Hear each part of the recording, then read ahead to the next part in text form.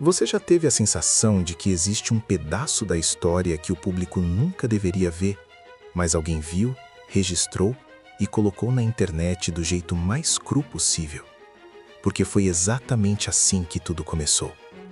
Em um fórum chinês pouco conhecido, enterrado entre tópicos antigos e posts com títulos genéricos, eu encontrei um conteúdo que os próprios usuários tratavam como a coisa mais pesada e real relacionada a Yumenhong. Não era um anúncio oficial, não era uma matéria de imprensa com assinatura.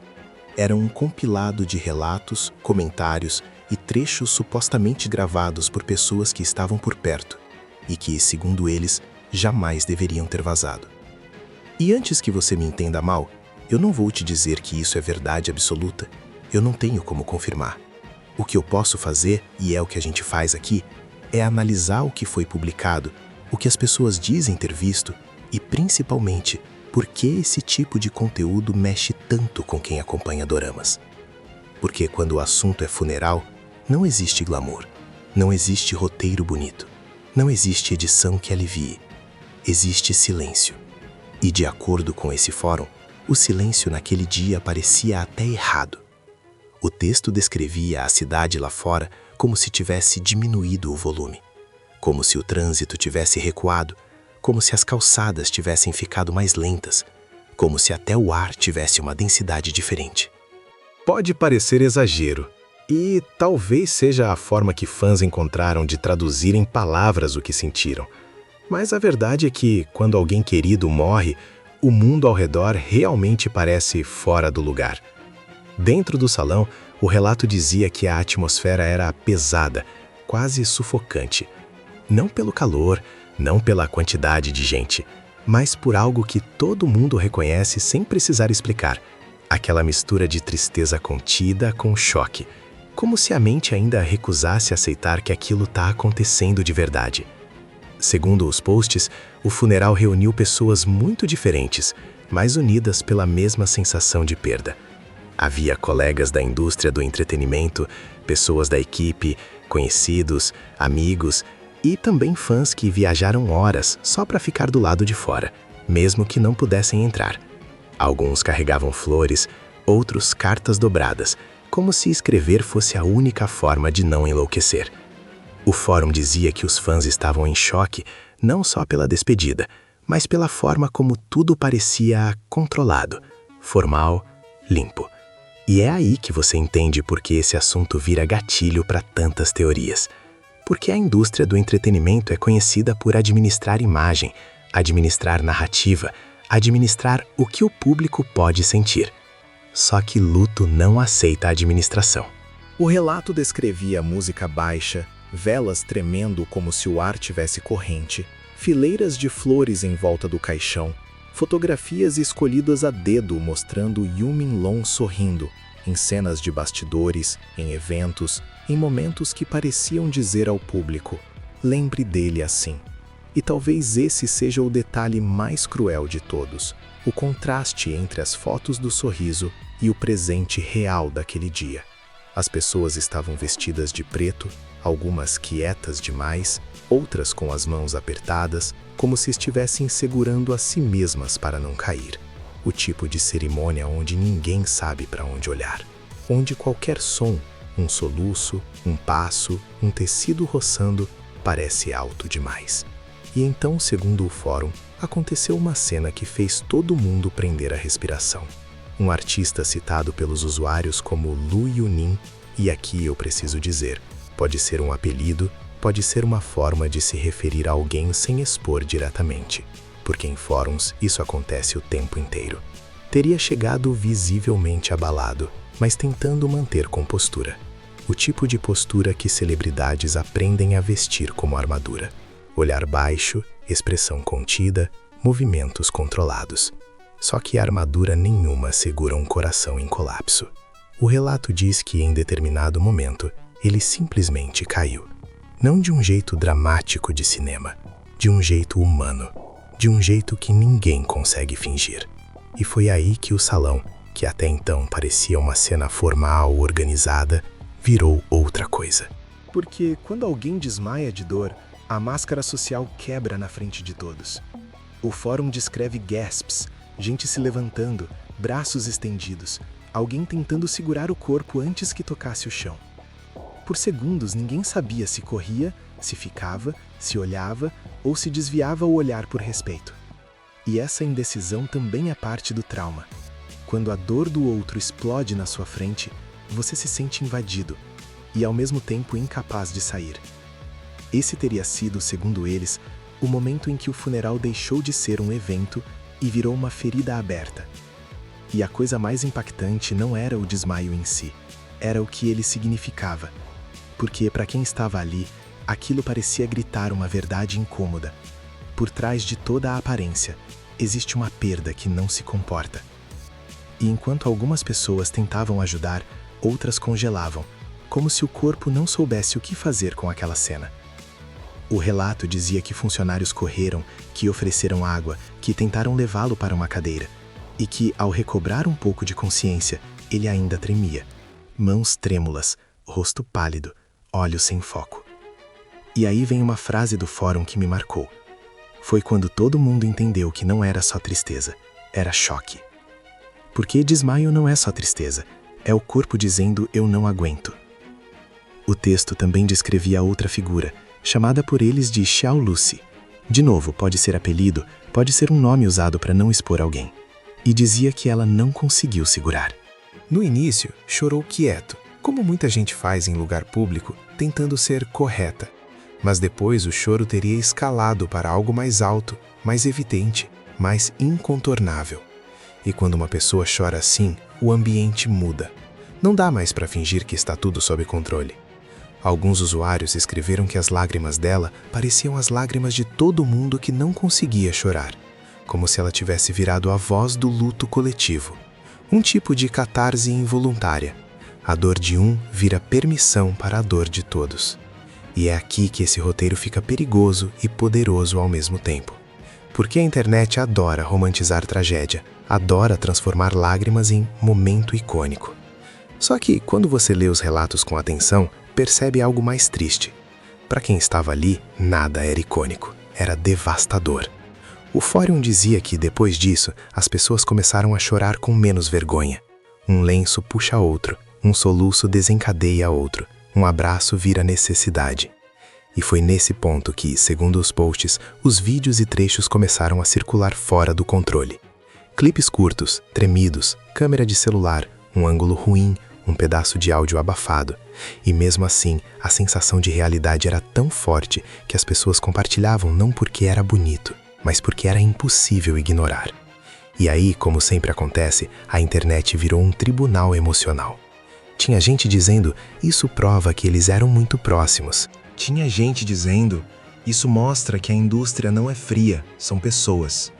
E tinha gente dizendo, por que isso foi filmado? Por que deixaram isso vazar? E essa última pergunta, para mim, é a mais importante. Porque, se esse conteúdo realmente circulou, alguém filmou. Se alguém filmou, alguém decidiu postar. Se alguém postou, alguém decidiu espalhar. E aí entra um ponto que eu quero que você pense comigo, sem pressa. Existe uma diferença enorme entre homenagear e consumir dor. Quando um artista morre, fãs sentem que perderam alguém íntimo, mesmo sem conhecer pessoalmente. Isso é normal. Doramas criam vínculo, criam memória afetiva. Só que esse vínculo, às vezes, também vira fome de detalhes. E a fome de detalhes é exatamente o que alimenta teorias. Porque, onde faltam informações oficiais, as pessoas inventam conexões. Onde existe silêncio, a imaginação completa. Onde existe choque, o cérebro tenta explicar para não enlouquecer. E foi exatamente isso que eu vi naquele fórum. Não era só luto, era tentativa de explicação. Alguns usuários diziam que o funeral parecia controlado demais, e isso acendeu o velho debate sobre como a indústria chinesa gerencia crises. Outros diziam que havia tensão no ar, como se as pessoas estivessem com medo de falar. Alguns interpretavam olhares, distâncias, quem sentou perto de quem não apareceu. Você percebe como isso é humano e, ao mesmo tempo, como isso é perigoso?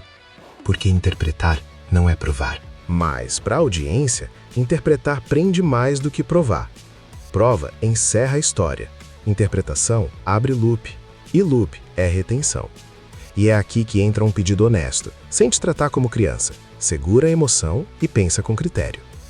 Quando você vê um funeral e alguém desmaia ou chora, isso pode significar 1000 coisas. Pode ser proximidade real, pode ser culpa, pode ser choque, pode ser trauma prévio, pode ser exaustão, pode ser tudo junto. Mas o fórum, e é aí que o tema do seu canal encaixa, pegava essa vulnerabilidade e puxava para discussões mais sombrias sobre a indústria. Abuso de poder, exploração, chantagem emocional, controle extremo de carreira. Não como certeza, mas como coisas que o público teme que existam. E o medo do público não nasce do nada. Ele nasce de histórias antigas, de escândalos reais do entretenimento asiático que já apareceram ao longo dos anos, de relatos de ex-funcionários, de contratos abusivos, de agendas desumanas, de ambientes competitivos que normalizam sofrimento. Isso não significa que esse caso específico tenha relação com isso. Significa apenas que quando um nome querido vira luto, todo o histórico de desconfiança do público volta à superfície. E foi isso que aquele fórum parecia ser, um lugar onde as pessoas estavam tentando chorar e investigar ao mesmo tempo, como se investigar fosse uma forma de manter a pessoa viva por mais tempo. Porque quando você investiga, você não deixa a história terminar. E a morte é justamente isso, o fim que ninguém quer aceitar. No meio desses relatos, havia também momentos de luz, o tipo de luz que sempre aparece em velório quando alguém conta uma memória. Um amigo lembrando de uma brincadeira nos bastidores, um colega falando de generosidade, um membro de equipe dizendo que ele cumprimentava gente que ninguém cumprimentava. Coisas pequenas, mas que no luto viram tesouro. E segundo eles, isso só piorava a dor, porque cada memória boa confirmava a ausência. Não é só ele se foi, não vai ter mais isso. Sem novos projetos, sem novos bastidores, sem novas cenas, sem novas fotos espontâneas. A mente percebe o tamanho do vazio. E aí a cerimônia avança. Palavras formais, condolências, o tipo de discurso que tenta organizar o caos. Só que por dentro, todo mundo continua em colapso.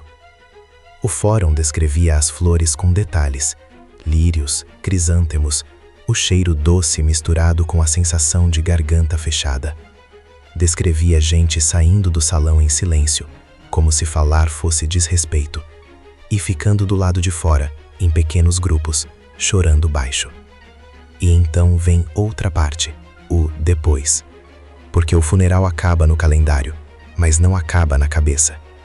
Segundo os relatos, os vídeos continuaram circulando nas horas seguintes, e o trecho do desmaio e do choro virou o centro de tudo. Gente discutindo se era ético assistir, gente dizendo que chorou junto, gente usando aquilo como prova de amor real e gente criticando a exposição do luto. E é nesse momento que a história deixa de ser uma despedida e vira um fenômeno digital. Hashtags, clipes repostados, montagens, legendas emotivas, frases prontas. E no meio disso tudo, uma coisa parece se perder: o respeito pelo silêncio de quem ficou. Por isso, eu quero te propor uma coisa aqui no meio do vídeo, sem aquela chamada óbvia de se inscreve e curte, porque você já ouviu isso 1000 vezes. Se você chegou até aqui e entendeu que esse tema não é fofoca, é humanidade, escreve nos comentários uma palavra só: dignidade. Só isso. Eu vou saber que você assistiu com a cabeça, não só com a emoção. E agora, eu volto para o ponto que deixa essa história ainda mais pesada.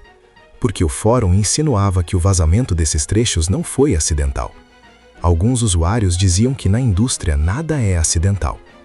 Outros diziam que sempre existe alguém querendo controlar a narrativa, ganhar atenção, criar uma versão emocional que distraia perguntas maiores.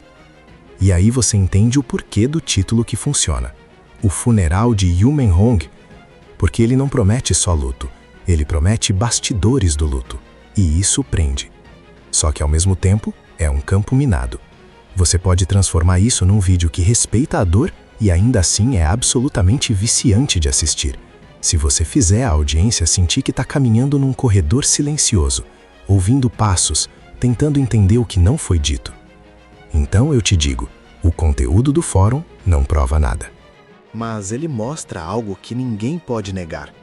Ele mostra que, quando a máscara cai, o público finalmente enxerga pessoas reais. E isso tem um efeito estranho. Em vez de afastar, aproxima. Muita gente escreveu que, ao ver aquela vulnerabilidade, sentiu que perderam um amigo. E aí entra o coração do fenômeno dos doramas. Personagens viram companhia, atores viram presença. E quando essa presença acaba, o vazio parece pessoal. É por isso que esse funeral, real ou reconstruído por relatos, mexe tanto. Porque ele lembra que a indústria pode ser enorme, rica, poderosa, mas o coração humano continua frágil. E agora vem o fechamento que para mim é o mais forte. O fórum dizia que quando as pessoas deixaram o salão, o mundo lá fora parecia o mesmo. Carros, luzes, frio, noite caindo. Só que para quem esteve ali e para quem assistiu pelos vídeos, nada parecia igual. Porque existe um tipo de imagem que cola na mente e não sai mais. Alguém desabando de dor, alguém chorando sem filtro, um salão que tenta ser formal e vira humano. E isso vira símbolo, não de espetáculo, de perda. E é por isso que, se esse conteúdo realmente circulou, ele não circulou só por curiosidade, circulou porque as pessoas queriam uma prova emocional de que aquilo foi real, de que Yu Menglong existiu além da tela, de que ele foi amado além dos personagens. E se existe algo que o luto ensina, é isso. A única coisa que fica, no final, é a marca que a pessoa deixou nos outros. Agora, o meu segundo pedido. Se você quer que eu faça a parte 2 desse tema, mas do jeito certo, investigando o porquê esse tipo de vazamento acontece e como fóruns chineses criam narrativas, não comenta a parte 2. Comenta assim, abrir o arquivo. Porque se você comentar isso, eu vou saber que você não quer só continuação, você quer aprofundamento. E, seja qual for a verdade por trás daqueles relatos, uma coisa é impossível negar. A dor que aparece ali não parece encenada, parece humana. E talvez seja isso que torna tudo tão difícil de assistir e tão impossível de ignorar.